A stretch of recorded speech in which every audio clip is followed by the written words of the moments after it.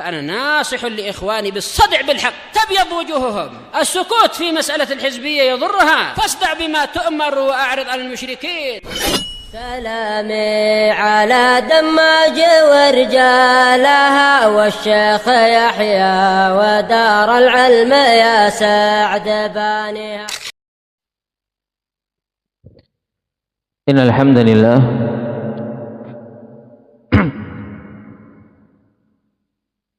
نحمده ونستعينه ونستغفره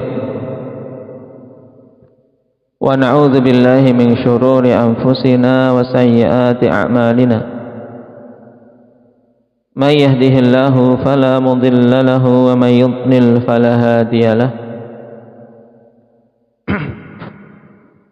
أشهد أن لا إله إلا الله وحده لا شريك له وأشهد أن محمدا عبده ورسوله صلى الله عليه وعلى آله وأصحابه ومن تبعهم بإحسان إلى يوم الدين. يا أيها الذين آمنوا اتقوا الله حق تقاته ولا تموتن إلا وأنتم مسلمون. يا أيها الناس اتقوا ربكم الذي خلقكم من نفس واحدة وخلق منها زوجها وبث منهما رجالا كثيرا ونساء واتقوا الله الذي تساءلون به والأرحام إن الله كان عليكم رقيبا. يا أيها الذين آمنوا اتقوا الله وقولوا قولا سديدا يصلح لكم أعمالكم ويغفر لكم ذنوبكم ومن يطع الله ورسوله فقد فاز فوزا عظيما.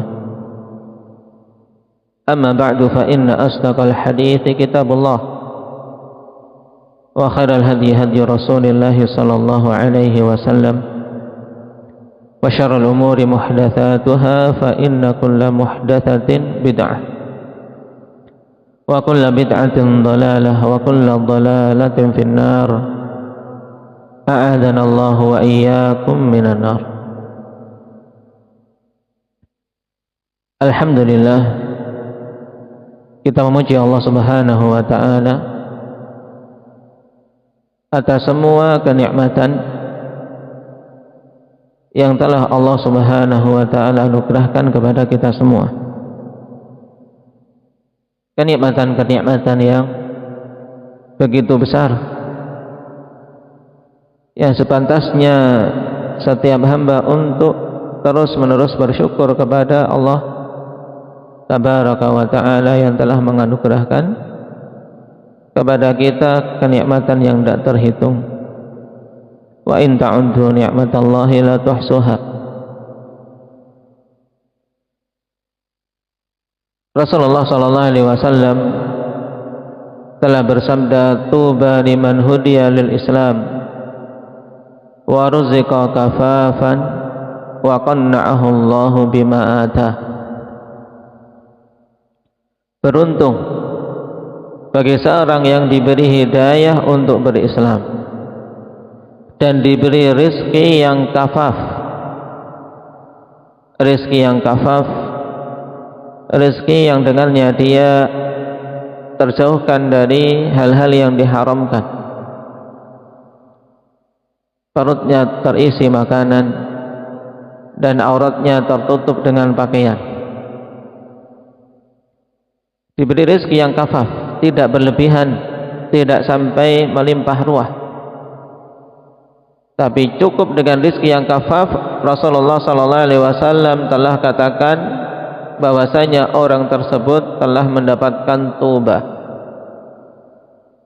selama dia berada di atas keislaman, kemudian mendapatkan rizki yang kafaf, dan yang ketiga wa qanna'ahu Allahu bima atah, dan diberi qanaah, diberi qanaah oleh Allah Subhanahu wa taala dengan apa-apa yang telah Allah Subhanahu wa taala berikan kepadanya. Maka siapa saja dari kalangan muslim maupun muslimah yang Allah Subhanahu wa taala anugerahkan tiga hal tadi, maka sungguh dialah orang yang beruntung dan dialah seorang yang akan merasakan kebahagiaan di dunia maupun akhiratnya. Dengan keislaman jelas ini syarat pokok untuk seorang masuk dalam kategori su'ada. Ingin masuk dalam kategori orang yang berbahagia, syarat utamanya berislam. Kenapa? Karena kapan saja luput dari seorang keislaman, maka tidak ada kerugian yang lebih besar daripada kerugian yang dialami orang tersebut. Allah Subhanahu wa taala telah berfirman, "Wa may yabtaghi ghairal islami dina fala yuqbala minhu wa huwa fil akhirati minal khasirin." Siapa saja mencari selain Islam sebagai agamanya, maka tidak akan diterima oleh Allah Subhanahu wa taala. Agama dia, tata cara peribadatan dia, atau persembahan-persembahan dia tidak akan diterima oleh Allah Subhanahu wa taala, karena tidak di atas keislaman. Wa huwa fil akhirati minal khasirin, dan dia di akhirat termasuk orang-orang yang merugi. Dia di akhirat termasuk orang-orang yang merugi. Yang kerugian di akhirat, ma'asyiral muslimah, tidak ada kerugian yang lebih dahsyat darinya. Allah Subhanahu wa taala berfirman, "Qul innal khasirina alladzina khasiru anfusahum wa ahlihim yaumal qiyamah." Katakanlah, sungguhnya orang-orang yang merugi, baik itu merugikan diri sendiri maupun keluarganya, alladzina khasiru anfusahum wa ahlihim yaumal qiyamah. Inilah hakikat kerugian yang sebenarnya, yaitu orang-orang yang merugikan dirinya sendiri dan keluarganya di hari kiamat. Merugikan diri sendiri dan keluarganya di hari kiamat. Dan jelas, siapa saja yang tidak berislam, maka dia masuk dalam kerugian tersebut, wal'iyadzubillah. Dan syarat utamanya telah ada di tangan kita, yaitu berislam. Namun keislaman yang ada saat ini belumlah menjadi jaminan sampai seorang betul-betul mati di atasnya.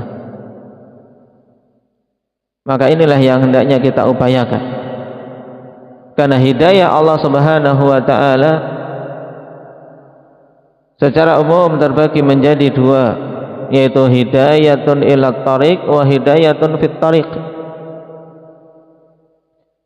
Hidayah menuju ke jalan yang benar, hidayah menuju ke keislaman, hidayah menuju Islam. Kemudian yang kedua, hidayah di atas keislaman.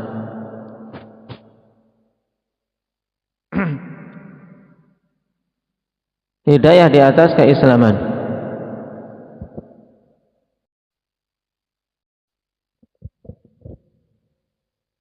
Adapun hidayah di atas keislaman, inilah yang hendaknya betul-betul kita senantiasa meminta siang dan malam kepada Allah Subhanahu wa taala. Setelah seorang mendapatkan hidayah untuk berislam, dia menjadi muslim ataupun muslimah, dia butuh hidayah yang kedua, yaitu hidayatun fit tariq, hidayah di atas jalan keislaman ini, sehingga dia bisa berjalan di atas Islam dengan jalan yang benar dan jalan yang istiqamah. Dan hal itu diupayakan dengan memohon kepada Allah Subhanahu wa taala di dalam doa-doa kita, di dalam salat-salat kita. Oleh karena itulah kita diperintahkan dalam setiap salat untuk memintanya, ihdinas siratal mustaqim. Ya Allah, berilah hidayah kepada kami jalanmu yang lurus.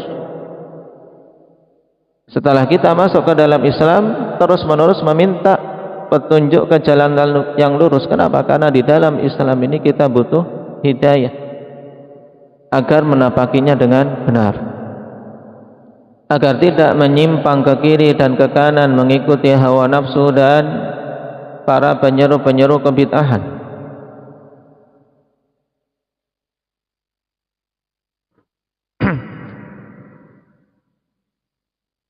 Ini hidayatun fil Islam atau hidayatun fit tariq. Demikian pula ditempuh dengan mempelajari Islam itu sendiri. Karena seseorang ketika mempelajari Islam, mempelajari bimbingan-bimbingan Allah Subhanahu wa taala dan Rasulnya, hal tersebut akan semakin mengokohkan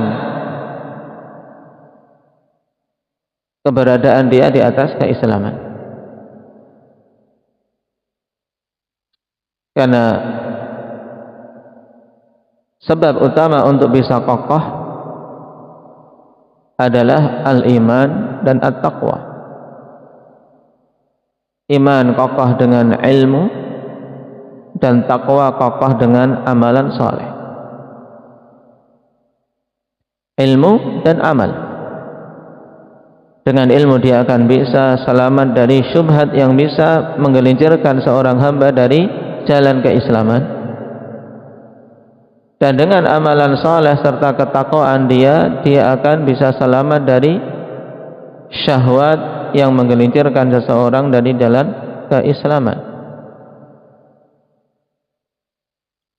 Oleh karena itulah Islam mendorong dengan sangat kuat bagi setiap penganutnya agar mempelajari agama ini.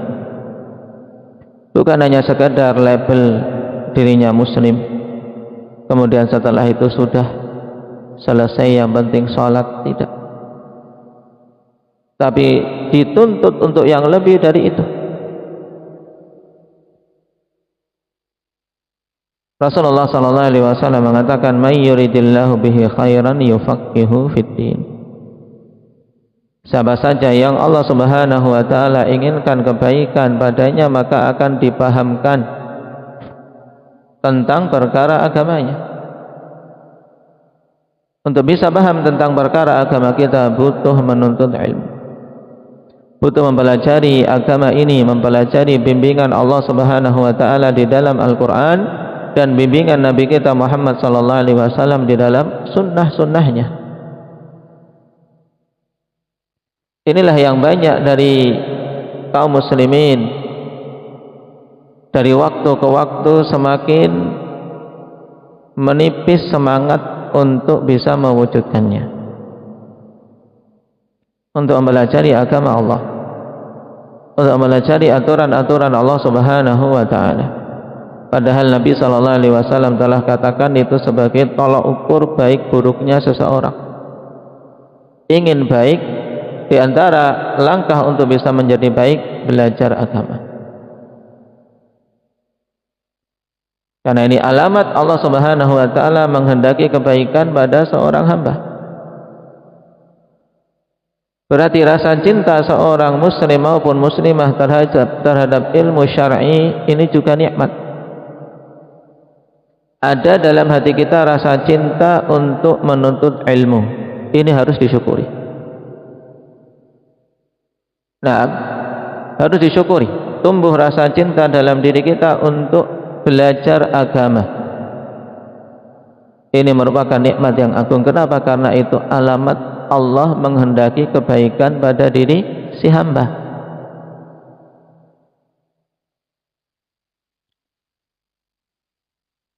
Apalagi setelah itu kemudian Allah Subhanahu wa taala buka baginya pemahaman dan kuatkan untuknya hafalan. Tapi kalau seandainya Allah Subhanahu wa taala belum memberikan yang dua tadi, pemahaman maupun hafalan, tapi dia telah diberi rasa cinta untuk mau belajar, maka ini sudah sepantasnya bagi kita untuk bersyukur. Kenapa? Karena kapan saja sudah ada rasa cinta untuk belajar biiznillah tabaraka wa ta'ala, dengan kesabaran di atas jalan belajar agama tadi, Allah Subhanahu wa ta'ala akan bukakan jalannya. Allah akan berikan pemahaman dan Allah akan mudahkan hafalah. Contoh begitu banyak dari generasi para salaf yang dulu sebagiannya sulit untuk memahami suatu ilmu, yang lainnya sulit untuk menghafal. Kemudian dengan kesabaran dan terus-menerus memohon kepada Allah, Allah Subhanahu wa ta'ala bukakan baginya ilmu. Tapi dasar utama yang harus ada apa? Rasa cinta. Harus mencintai dulu ilmu, merasa butuh dengan ilmu. Karena kalau seorang muslim maupun muslimah tidak ada rasa butuh terhadap ilmu, ini musibah. Ini musibah.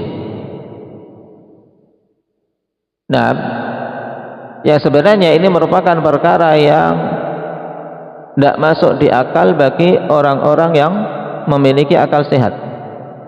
Kenapa? Karena kehidupan kita untuk bisa sempurna tidak akan bisa tanpa ilmu. Sebab kehidupan yang sebenarnya ada pada kehidupan hati, dan kehidupan hati itu dengan ilmu. Sebagaimana ikan hidupnya di air, kapan saja dijauhkan dari air dia akan mati. Demikian pula seorang muslim maupun muslimah, kehidupan hatinya dengan ilmu. Kapan saja jauh dari ilmu, maka dia akan sakit dan lambat laun akan menjadi mati. Ini penting ya ma'syaran nisa, untuk kita camkan dalam diri kita,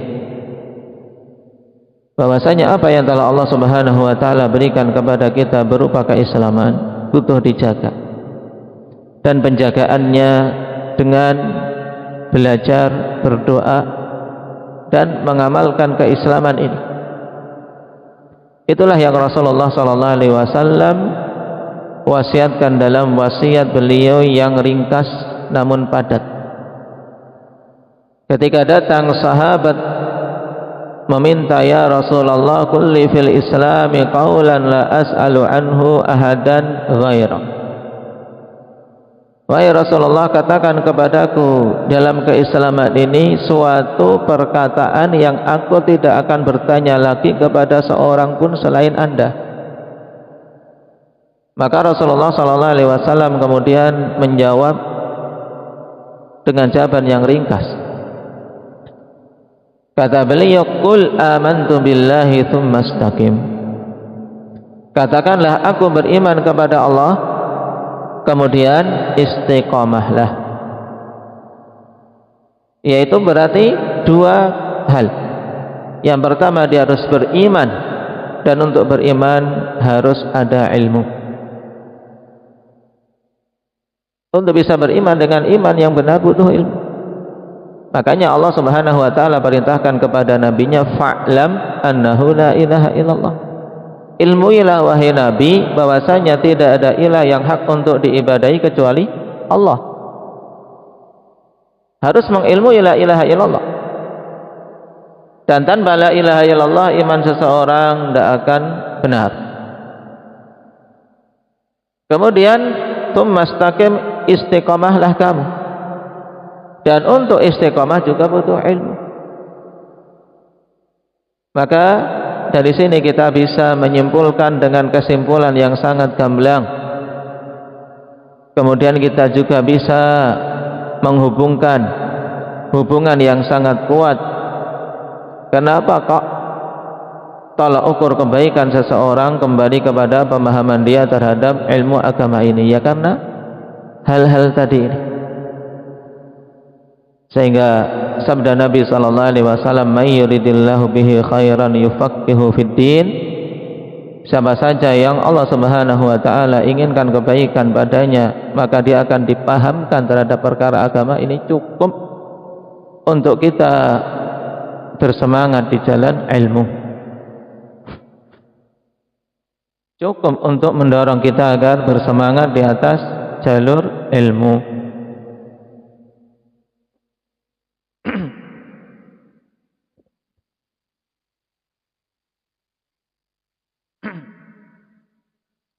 Barakallahu fikum. Dan alhamdulillah kita bisa kembali melanjutkan kajian-kajian kita setelah terhenti di bulan Ramadan dan di awal bulan Syawal. Maka kita bersyukur pada Allah atas kemudahan tersebut dan taufik tersebut, dan sepantasnya untuk kita meningkatkan semangat pada hari-hari yang akan datang ini untuk belajar lebih kuat. Para banat dan semakin giat dalam belajar, baik itu pada menghafal Al-Quran, demikian pula murajaahnya, kali dasar ilmu, dan perkara yang sangat mulia yang sepantasnya hati kita diisi dengannya. Bagaimana tidak? Rasulullah sallallahu alaihi wasallam telah menegaskan, khairukum man ta'allama al-Qur'an wa 'allamah. Sebaik-baik kalian adalah orang yang mempelajari Al-Qur'an dan mengajarkannya. Maka ini juga selain bagi para banat, para ummahat, juga untuk betul-betul diingat, kalau kita tidak menjadi orang yang mengajari Al-Quran, maka jangan sampai keluar dari kriteria yang mempelajari Al-Quran. Untuk apa? Untuk bisa masuk dalam kriteria khairukum, dan dalam riwayat yang lain afdalukum, sebaik-baik kalian atau seutama-utama kalian. Siapa yang mempelajari Al-Quran, belajar Al-Quran, baik itu belajar membacanya, belajar baca sehingga bacaan benar, kemudian juga mempelajari Al-Quran dengan menghafalnya ayat demi ayat. Dalam kehidupan seorang muslim maupun muslimah hendaknya ada peningkatan. Ada peningkatan. Jangan sampai keadaan kita sebelum Ramadan dengan keadaan kita setelah Ramadan kondisinya sama, atau bahkan wal'iyadzubillah kondisinya lebih buruk. Tapi hendaknya mengupayakan untuk kondisi kita setelah Ramadan lebih bagus. Semangatnya, tekadnya, baik di dalam beramal, demikian pula dalam berupaya berhias dengan ilmu. Di antaranya Al-Quran. Nah, maka di hari-hari yang akan datang ini diharapkan dan dinasihatkan untuk semangatnya lebih kuat. Nah, baik dalam murajaah maupun dalam menambah hafalan Al-Quran bagi yang belum menyelesaikannya. Demikian pula para ummahat, jangan sampai berhenti, jangan sampai kita membuat-buat alasan untuk diri kita, jangan bikin celah. Kenapa? Karena kapan saja kalau kita membuat celah bagi kita alasan, akan muncul banyak sekali alasan agar kita menjauh dari Al-Quran, agar kita menjauh dari menghafalnya. Akan bermunculan, kalau kita buka tanpa mencarinya, akan bermunculan alasan-alasan tersebut. Oleh karena itulah, jika kita ingin maju, jika kita ingin lebih bagus terkait masalah Al-Quran, jangan buka bagi kita pintu untuk beralasan. Karena alasan begitu banyak. Apakah itu capek dalam mengurus rumah, capek masak, capek dalam mendidik anak, capek ini dan itu, urusan ini dan itu. Demikian pula ikut membantu suami mencari ma'isyah, ini dan itu, terus akan muncul berbagai macam alasan. Tapi kalau kita berupaya menutup celah untuk beralasan, itu semua harus kita tutup, karena itu memang bagian dari hidup kita. Masing-masing Allah Subhanahu wa ta'ala telah uji dengan hal-hal sendiri-sendiri. Tapi di sana ada perkara besar yang harus kita upayakan demi kebaikan kita pertama kali. Demi kebaikan diri kita pertama kali, ada hal besar yang harus kita persiapkan. Di antaranya apa? Ilmu tentang Al-Quran. Hafalan Al-Quran, ya ma'syaral muslimat,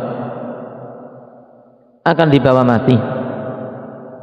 Jadi jangan sampai kita menghafal Al-Quran cuman karena disuruh oleh mudarrisahnya, disuruh oleh pengajarnya, atau setelah belajar selesai sudah ditinggal. Tidak. Tapi ini persiapan kita untuk kita bawa mati. Persiapan kita untuk kita bawa mati. Bekal di antara bekal yang sangat jelas.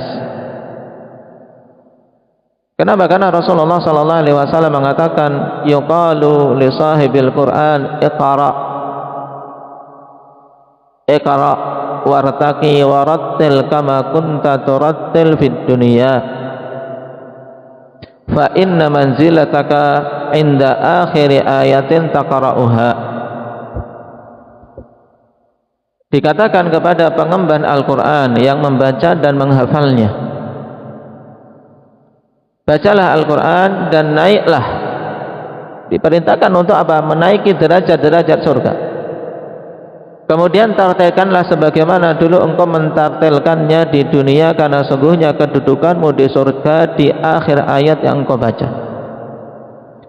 Para ulama rahimahumullahu ta'ala berdalil dengan hadis ini untuk menunjukkan fadilah hafizul Quran, fadilah orang yang menghafal Al-Quran. Apabila seorang menghatamkan hafalan Al-Quran dan menjaganya, dan dia bawa mati Al-Quran tersebut, maka dia mendapatkan kedudukan yang sangat tinggi. Jangan rela kita diganti dengan kedudukan-kedudukan duniawi, apakah itu titel, apakah itu gaji, apakah itu kemuliaan di mata manusia. Dan itu semuanya akan hilang. Tapi yang kita kejar dengan kita menghafal Al-Quran adalah untuk bisa mendapatkan kedudukan tinggi di sisi Allah, baik itu diketahui oleh manusia ataupun tidak. Kita tidak boleh memperdulikan sisi ini, baik itu mendapatkan ijazah atau tidak. Kenapa? Karena tadi hafalan masing-masing akan dibawa mati. Maka ini penting. Adapun bagi para banat hendaknya memiliki himmah yang kuat untuk bisa menyelesaikannya, dan para ummahat jangan melemah. Yang di juz amma dikuatkan juz ammanya, yang di juz tabarak kuatkan juz tabarak. Kemudian mengupayakan untuk bisa mengambil bagian Zahrawain. Maka ini penting, yang belum mengambilnya hendaknya diambil. Kenapa? Karena Rasulullah sallallahu alaihi wasallam mewasiatkan kepada kita semua, butuh himmah yang besar, butuh semangat yang besar. Iqra'uz Zahrawain maksudnya bukan hanya sekedar dibaca tiap hari, tidak, tapi yang diinginkan dalam hadis-hadis yang seperti ini untuk kita menghafalnya. Baca dan hafalkan Zahrawain, Al-Baqarah wa Ala Imran, yaitu Al-Baqarah dan Ali Imran. Fa innahuma ya'tiyani yaumal qiyamah ka'annahuma ghamamatan aw ghayayatan aw ka'annahuma firqani min tayrin sawaf tuhajani min sahibihima. tuhajjani an sahibihima. Bacalah Al-Baqarah dan Ali Imran karena keduanya kelak di hari kiamat datang seperti dua awan atau dua rombongan burung yang membela orang yang mengembannya, akan membela orang yang menghafalnya. Ini Al-Baqarah dan Ali Imran. Mungkin seseorang, panjang banget. Jangan seorang melemah dulu ketika ketika mau melangkah. Tapi ingat keutamaan-keutamaan ini untuk kita menyemangati diri. Kenapa? Karena sebagaimana dikatakan oleh Ibnul Wardi rahimahullahu taala, kullu man sara 'ala darbi wasal. Setiap orang yang mau berjalan di atas suatu jalan, maka dia akan sampai tujuan. Kalau mau jalan, ya kan? Kita mau pergi ke suatu tempat, kita sudah berada di jalannya, tahu ujung jalan ini tempat tujuan kita, ya tapaki saja, tapaki. Nah, kalau seorang mau melangkahkan, walaupun dia langkahnya hanya langkah-langkah yang pendek, langkah-langkah pendek dan lambat, tapi selama dia istiqomah di atas jalan tersebut, yakin akan sampai.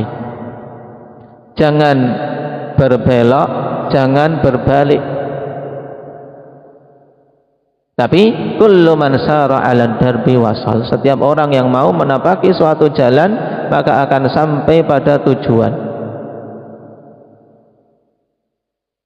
Nah, kalaulah dia qadarallahu ma syaa fa'al, Allah Subhanahu wa taala panggil sebelum menggapai tujuan dan cita-citanya, maka cukup dia mendapatkan kemuliaan dengan mati di atas suatu jalan kebaikan. Jadi jangan berhenti, akhwati fillah rahimani wa rahimakumullah, dari jalan menghafal Al-Quran.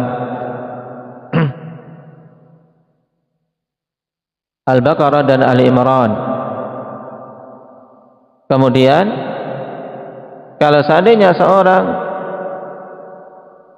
merasakan terlalu berat, ambil dulu satu. Makanya Nabi SAW setelah itu juga beri pilihan. Nah, Iqra'il Baqarah.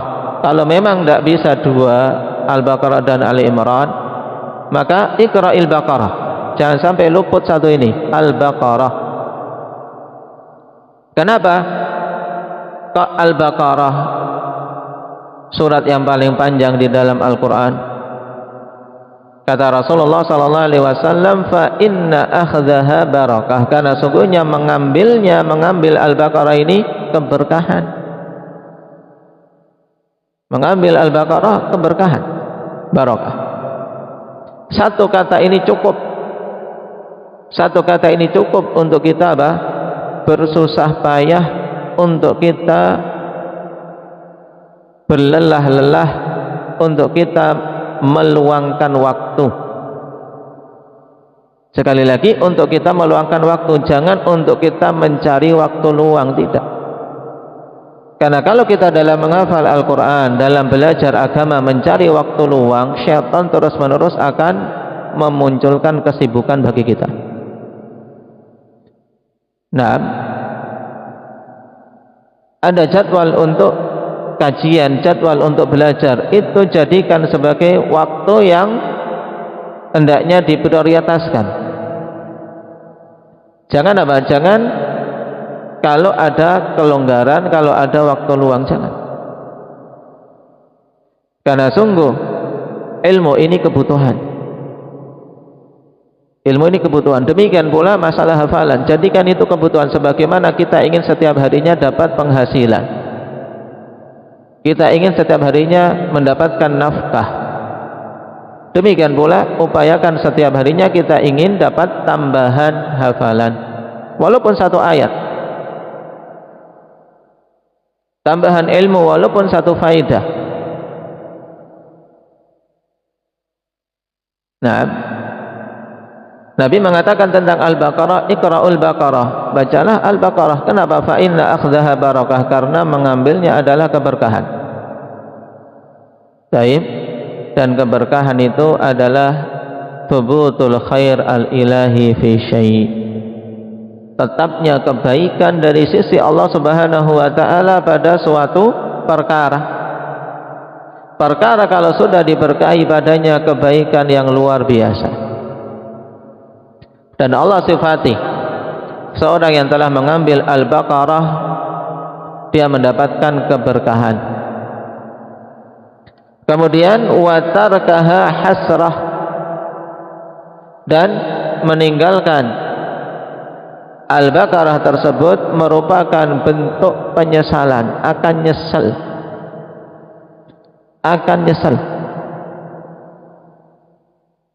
Orang yang meninggalkan Al-Baqarah padahal di dunia dia diberi kesehatan, di dunia dia diberi umur cukup insyaallah 50 tahun, 60 tahun,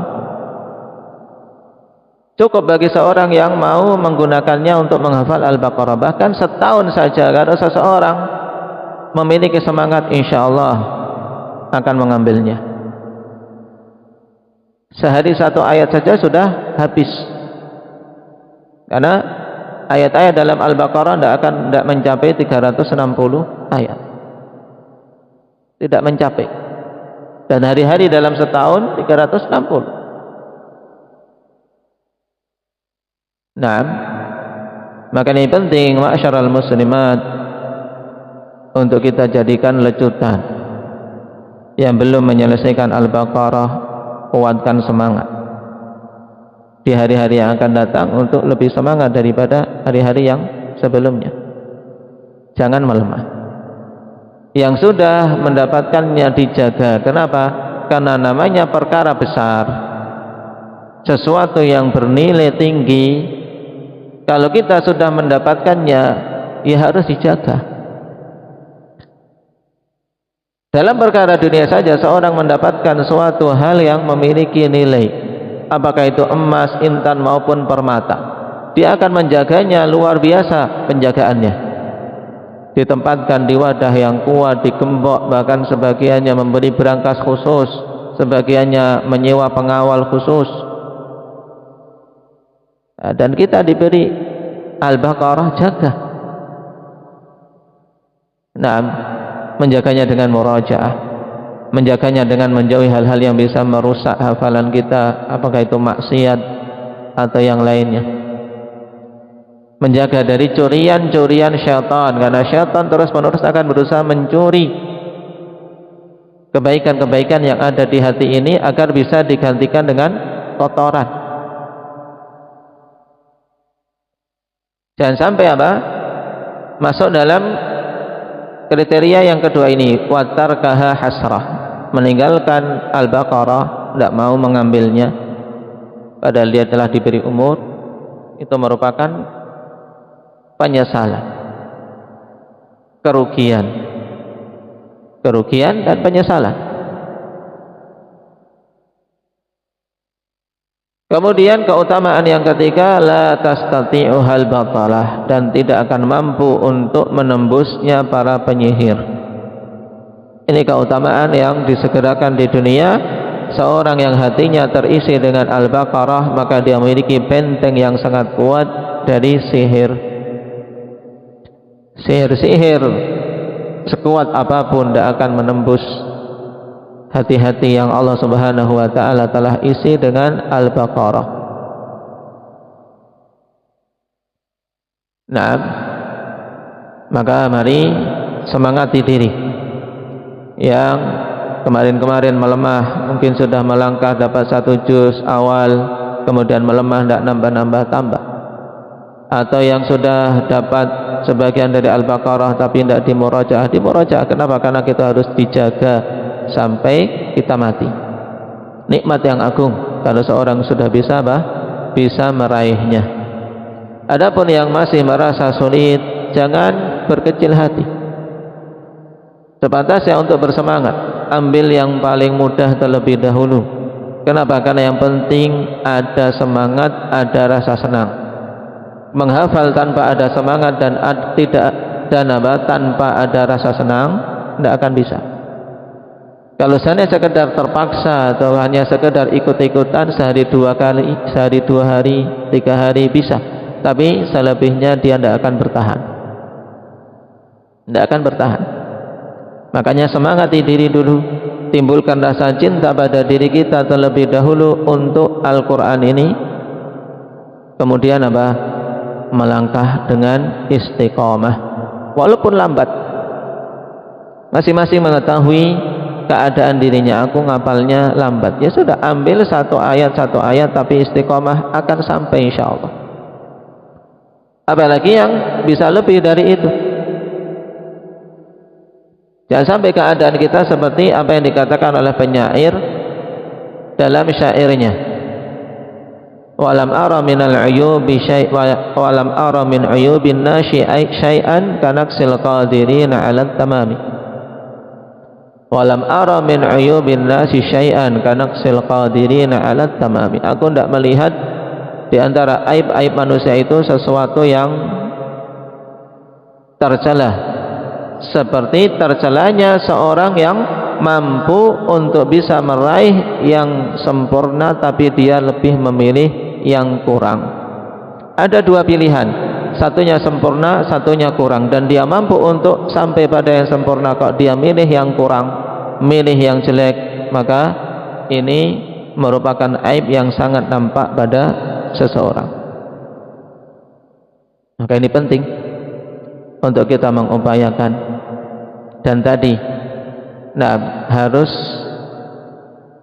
kita sisihkan waktu memang. Karena seorang kalau tidak menyisihkan waktu, ya akan habis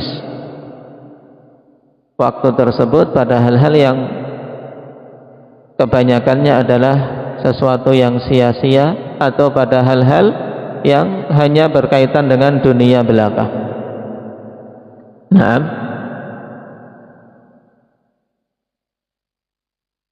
Barakallahu fikun. Ini sedikit nasihat untuk kita semua agar di awal majelis kita ini betul-betul kita memiliki semangat agar lebih dari waktu-waktu yang lalu dalam belajar, bukan malah melemah. Jangan melihat bergugurannya saudari-saudari kita yang lain. Jangan melihat ketidakhadiran saudari-saudari kita yang lain. Jangan juga mencela mereka-mereka, tapi cukup seseorang mengajak pada kebaikan, ajak, mengupayakan untuk mengajak saudara-saudarinya di atas kebaikan. Jika mereka menyambutnya, walhamdulillah, itu merupakan apa? Merupakan tabungan bagi kita. Kenapa? Karena seorang mengajak pada kebaikan, dia akan mendapatkan pahala kebaikan yang semisal tanpa mengurangi pahala yang melakukan kebaikan tersebut. Kalaupun tidak, maka tidak ada ruginya. Yang jelas seorang tetap berjalan menjaga keistiqomahan di atas jalan ilmu dan jalan amal. Karena sungguh dari waktu ke waktu fitnah sangat besar. Fitnah besar. Sebagian orang terjauhkan dari majelis ilmu karena fitnah persengketaan. Sebagian dijauhkan dari majelis ilmu karena fitnah dunia, kesibukan duniawi. Mungkin seseorang ketika dalam kondisi pas-pasan dia bisa semangat di atas ilmu, tapi ketika diuji dengan kemajuan usaha, sibuk, lupa dengan majelis ilmu. Waktunya tidak ada. Demikian alasan yang akan muncul. Padahal seandainya seseorang betul-betul merasa butuh dengan ilmu, mesti akan ada waktu yang dia sisihkan, bahkan dia prioritaskan. Dan alhamdulillah keberadaan masjid ahli sunnah dan madrasah-madrasah ahli sunnah, pengajaran-pengajaran ahli sunnah, ini merupakan nikmat yang wajib kita jaga. Kalau kita yang mendapatkan anugerah tersebut tidak merasakan keagungan nikmat ini, bagaimana kita bisa menjaganya? Ini nikmat yang agung, ma'syaran nisa. Kita berada dekat dengan masjid sunnah. Demikian pula ada dakwah sunnah di sekeliling kita. Ini nikmat yang agung. Maka sepantasnya kita menjadi orang yang terdepan dalam upaya memakmurkannya dan dalam menjaga serta berupaya mengembangkannya. Karena berkembangannya dakwah di antara hal yang menjadi andil besar padanya ya semangat dari mereka-mereka yang telah berada di atas jalan hidayah untuk apa? Untuk menyebarkannya, baik dengan lisanul hal maupun lisanul maqal, baik dengan tindak tanduk kita maupun dengan ucapan kita. Karena banyak manusia terpalingkan dari jalan yang benar karena tindak tanduk para penganutnya. Nah, orang melihat tingkah laku kita yang mungkin padanya sesuatu yang buruk, akhirnya menjadikan oh itu yang ngaji, ternyata seperti itu, akhirnya tidak tertarik. Nah, ini secara tidak langsung dirinya telah apa? Menjauhkan manusia dari jalan yang benar. Maka harus kita sadari bahwasanya kita ketika memegang sunnah butuh untuk kita camkan bahwasanya kita juga menjadi penyeru-penyeru ke jalan sunnah atau orang-orang yang menghalangi manusia dari jalan sunnah. Karena mencolok keberadaannya, apalagi para ummahat sangat mencolok keberadaannya. Ketika mereka memakai hijab yang syar'i, pergi keluar bermuamalah di pasar, itu akan dilihat manusia. Maka tunjukkan adab-adab Islamiyah, dimanapun berada tunjukkan adab-adab sunnah. Karena itu adalah apa? Dakwah. Ketika bertutur kata, demikian pula ketika kita bersama dengan teman-teman. Naam. Karena sungguh ini nikmat yang wajib kita jaga. Dan saya ingatkan kembali sebagaimana saya ingatkan pada majelis tadi malam yang mungkin sebagiannya tidak hadir. Disebutkan oleh Syekhuna Abdullah bin Lamah hafizahullah ta'ala, di antara nikmat besar adanya markis sunnah dan kita berada di markis sunnah adalah apa? Nikmatul uzlah. Selain tadi nikmat kita mudah bermajelis ilmu, kita bisa menjalankan sunnah, juga hal yang sangat besar yang kita rasakan adalah nikmat uzlah. Nikmat kita mengasingkan diri dari hiruk pikuk fitnah duniawi, mengasingkan diri dari banyaknya fitnah-fitnah yang ada. Naam, seorang berada di markaz sunnah, naam, kesehariannya, naam, antara masjid, rumah, madrasah, kemudian terkadang butuh keluar sebentar untuk memenuhi kebutuhannya, kembali lagi ke situ, kembali lagi ke tempatnya menjalani aktivitas.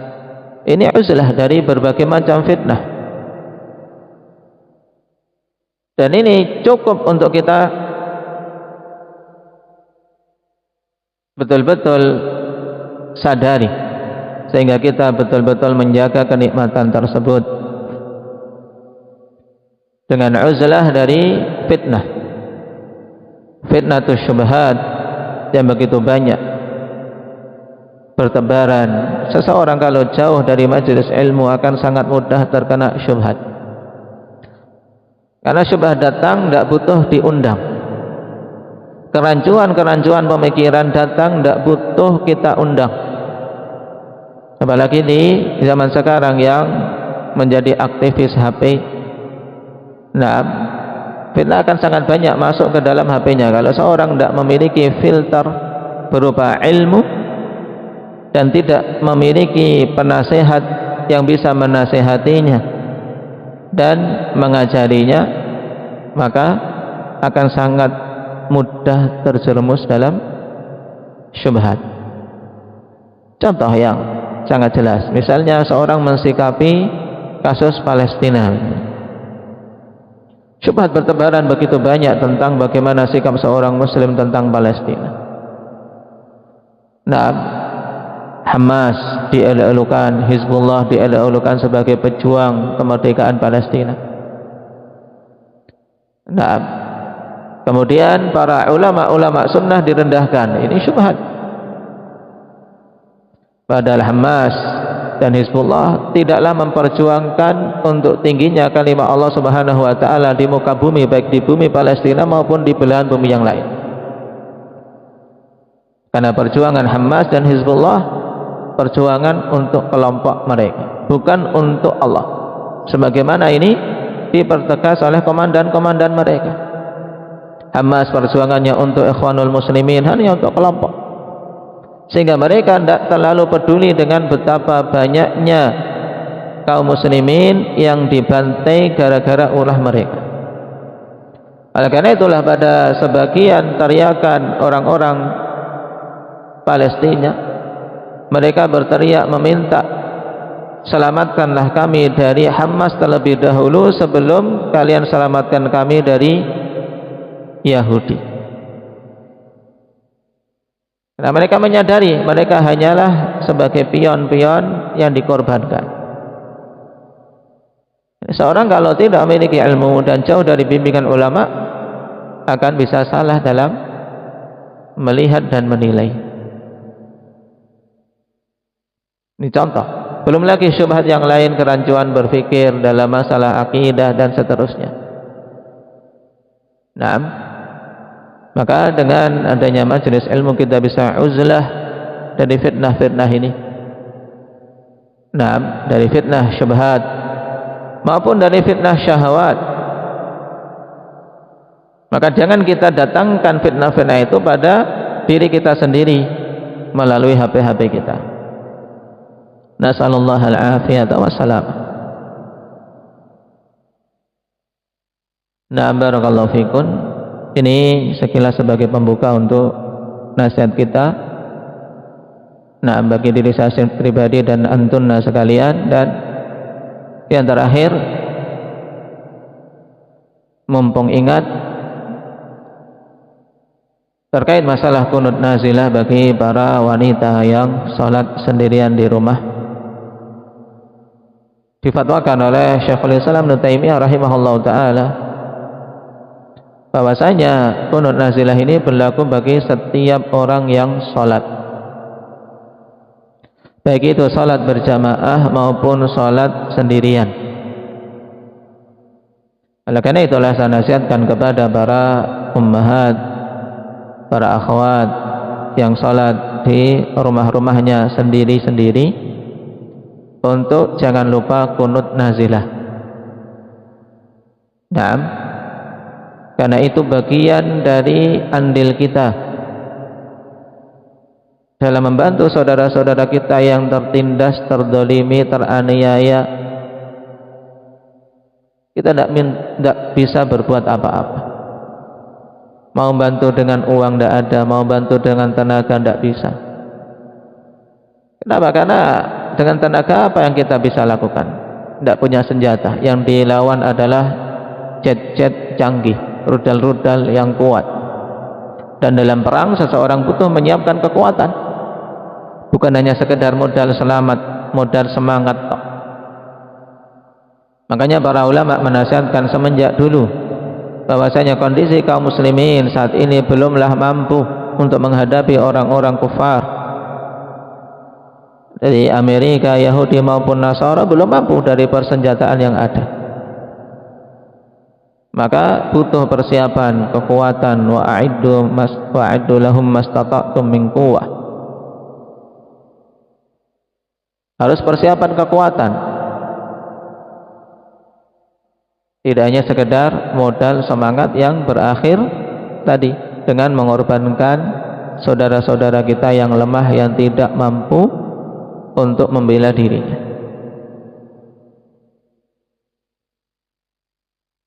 Kekuatan ilmu, kekuatan persenjataan, kekuatan iman, kekuatan tauhid itu masuk dalam semua persiapan-persiapan untuk melawan musuh-musuh Allah Subhanahu wa taala. Dan kita menempuh salah satu jalannya, menguatkan kekuatan ilmiah, kekuatan imaniyah, kekuatan doa. Maka ambil bagian tersebut. Untuk apa? Doa dalam salat-salat kita pada kunut nazilah walaupun salat sendirian. Dan ini juga fatwa dari Syekh bin Baz rahimahullahu taala.